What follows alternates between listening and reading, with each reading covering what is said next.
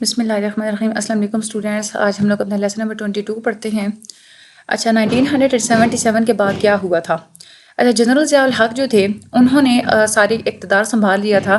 Prime minister Zulfiqar Ali Bhutto کو martial law کے through in سے پاور جو ہے وہ مطلب ان کی پاور کو ختم، ان کو اوور تھرو کر کے اور تھرڈ مارشل لاء امپوز کروایا تھا جنرل ضیاء الحق نے۔ اچھا، پہلے تو مارشل لاء کب ہوئے ہیں یاد ہے آپ لوگوں کو کہ نہیں یاد؟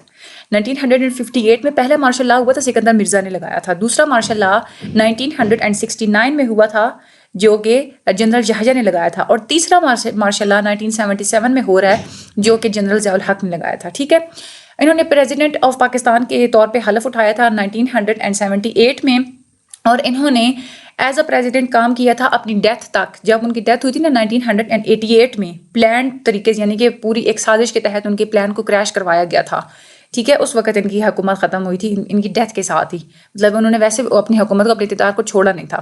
اچھا، یہاں پہ بتایا ہوا ہے کہ جب آئے تھے اقتدار میں تو انہوں نے 18 میگزینز اور نیوز پیپرز کو بند کروا دیا تھا، اور 150 جرنلسٹ کو انہوں نے اریسٹ کروا دیا تھا۔ اچھا، یہاں پہ ایک اور بات یہ آپ کے MCQs میں آ سکتا ہے کہ جنرل ضیاء الحق نے کتنے میگزینز اور نیوز پیپرز کو کلوز کروایا تھا، تو یہ کتنے ہیں؟ 18۔ ایک ہم نے پچھلے لیکچرز میں پڑھا ہے کہ جب کمیونسٹ موومنٹ پہ بین لگا تھا تو اس وقت کتنے میگزینز اور بکس پہ بین ہوا تھا؟ 58 پہ۔ وہ 58 کا فگر ہے کمیونسٹ والا، اور یہ 18 میگزینز والا ضیاء الحق والا فگر ہے۔ یہ آپ لوگوں نے ڈسٹنگوشمنٹ رکھنی ہے اس میں، ٹھیک ہے۔ اچھا، تو بہت سارے یہ جو جرنلسٹ تھے ان کو پھر سزائیں بھی سنائی گئی تھی مارشل لاء کورٹ میں۔ اس کے علاوہ پری سینسرشپ جو ہے نا وہ لاگو کر دی گئی تھی، امپوز کر دی گئی تھی نیوز پیپرز پہ۔ پری سینسرشپ یہ تھا کہ کوئی بھی نیوز پیپر ہے اس نے وہ تب تک کوئی بھی نیوز پبلش نہیں کروا سکتا جب تک وہ انفارمیشن ڈپارٹمنٹ کو سے اپنی ساری جو نیوز ہے وہ اس کو اپروو نہیں کروا لیتا۔ تو احتجاج کے طور پہ نیوز پیپرز نے کیا کرنا شروع کر دیا تھا کہ سینسرڈ نیوز والا جو خانہ ہوتا ہے نا وہ انہوں نے خالی چھوڑنا شروع کر دیا تھا۔ لیکن بعد میں پھر انفارمیشن ڈپارٹمنٹ نے آرڈرز دیے تھے کہ آپ اس جگہ پہ کچھ نہ کچھ، چاہے آپ لوگ سینسرڈ نیوز آپ لوگ نہیں وہاں پہ امپوز کرنا چاہتے تو آپ کوئی اور نیوز پبلش کریں، لیکن پبلش ضرور کریں۔ تو یہ ریسٹرکشنز 1988 تک چلتی رہی تھی۔ 1988 میں جا کے جنرل ضیاء الحق کا جو ہے نا پلان وہ کریش ہو گیا تھا۔ اس کے علاوہ ایک کیئر ٹیکر گورنمنٹ جو ہے نا عارضی ایک گورنمنٹ بنا دی گئی تھی، وہ PPO، وہ جو گورنمنٹ آئی تھی انہوں نے آتے ساتھ PPO کو منسوخ کر دیا تھا۔ ریپیل کا مطلب ہوتا ہے منسوخ کرنا۔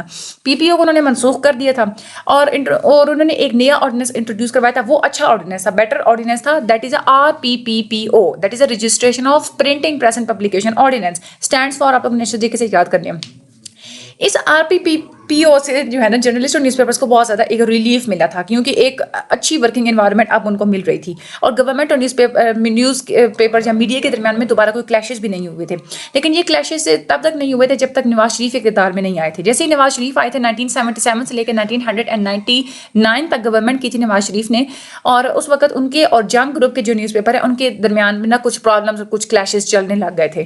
پھر اکتوبر 1999 میں جنرل مشرف آ گئے تھے، انہوں نے حکومت سنبھال لی تھی۔ انہوں نے کوئی نیا لا وغیرہ نہیں بنایا تھا، نہ ہی انہوں نے کوئی دوبارہ سے کوئی ریسٹرکشنز لگائی تھی پریس پہ، بلکہ مشرف گورنمنٹ نے اپریشیٹ کیا تھا پرائیویٹ سیکٹر کو کہ وہ زیادہ سے زیادہ الیکٹرانک میڈیا میں انویسٹ کریں۔ تو ان کی اپریسیشن کی وجہ سے ہی نئے ریڈیو اور TV چینلز جو ہے وہ پھر بنے تھے۔ اچھا، اس کے بعد آگے ہے ہمارا people's right to know. Freedom of press کا ڈائریکٹلی لنک ہے کہ لوگوں کا حق ہے کہ وہ کچھ جانیں، لوگوں کا حق ہے وہ کسی بھی انفارمیشن تک فری جو ہے نا وہ رسائی حاصل کریں، ٹھیک ہے۔ اور جب لوگ کچھ جانیں گے تبھی ہماری سوسائٹی میں ایک اکاؤنٹیبلٹی ہو سکتی ہے، لوگوں کو پتہ ہوگا کہ گورنمنٹ میں کہاں فلاز ہیں، تو تب بھی گورنمنٹ اکاؤنٹیبل ہو سکتی ہے جب لوگوں کو کچھ پتہ ہوگا۔ تو ٹرو ڈیموکریٹک سوسائٹی کے لیے لوگوں کا ایک جاننے کا جو حق ہے وہ بہت زیادہ ضروری ہوتا ہے۔ جتنی بھی ڈیموکریٹک سوسائٹیز ہوتی ہیں وہاں پہ گورنمنٹ یہ بات ایکسیپٹ کر چکی ہے کہ لوگوں کا حق ہے، لوگوں کو یہ بنیادی حق ہے کہ وہ جانیں، اور انہوں نے اب گورنمنٹ نے جو ہے نا وہ روکنا شروع کر دیا ہے لوگوں کو کہ وہ کسی انفارمیشن تک رسائی حاصل نہ کریں۔ اب ایکسیپٹ کر لیا گیا ہے کہ یہ لوگوں کا ایک بیسک حق ہے، ڈیموکریٹک سوسائٹیز میں یہ ایکسیپٹ کر لیا گیا ہے کہ لوگ جو ہے، جو گورنمنٹ جو ہے وہ عوام کے سامنے اکاؤنٹیبل ہے، ٹھیک ہے۔ اس کے بعد universal declaration of human rights بنائی گئی تھی 1948 میں۔ یہ امپورٹنٹ ہے، یہ آپ لوگوں کے شارٹ میں آتی ہے اور یہ ایزی ہے، ٹھیک ہے، میں آپ لوگوں کو پڑھا دیتی ہوں۔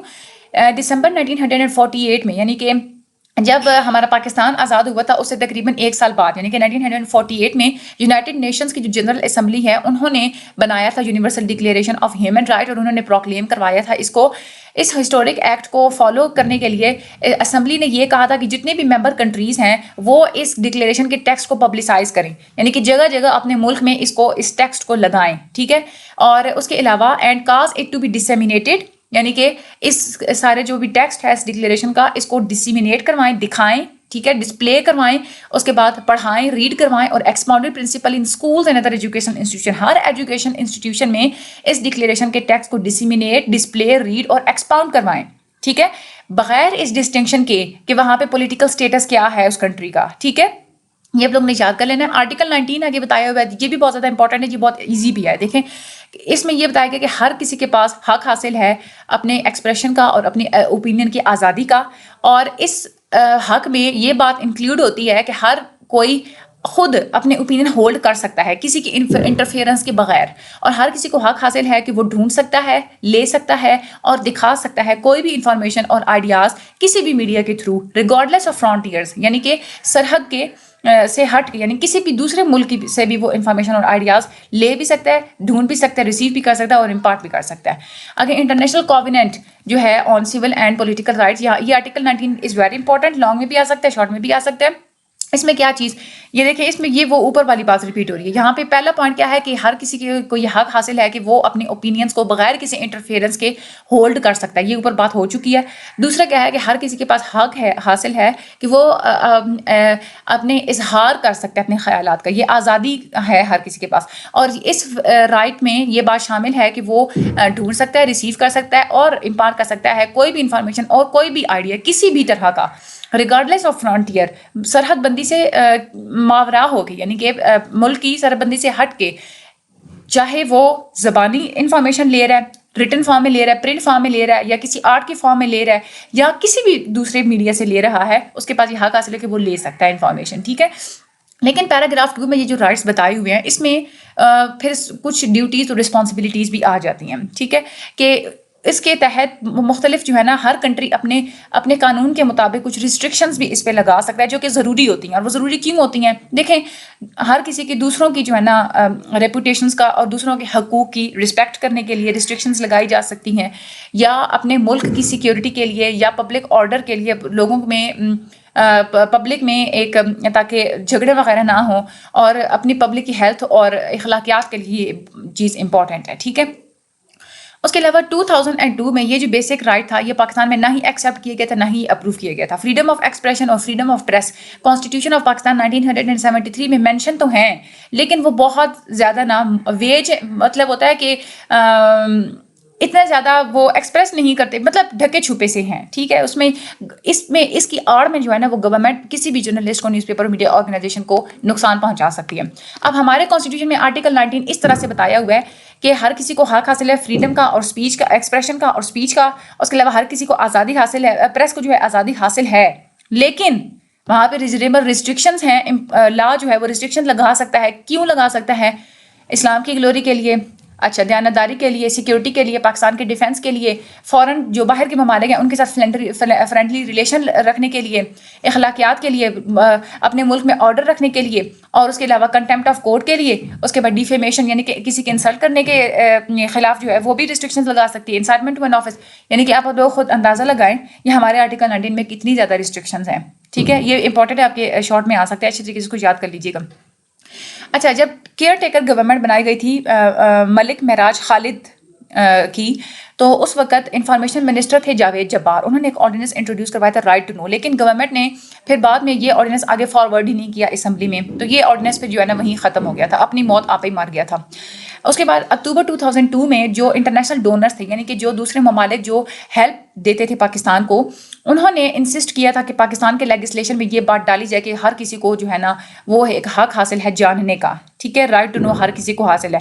تو اس کے بعد پھر فوراً سے जो जनरल मुशर्रफ गवर्नमेंट थी ना, उन्होंने फ़ौरन से प्रोमलगमेट करवाया था, बनाया था फ्रीडम ऑफ इंफॉर्मेशन ऑर्डिनेंस, ठीक है।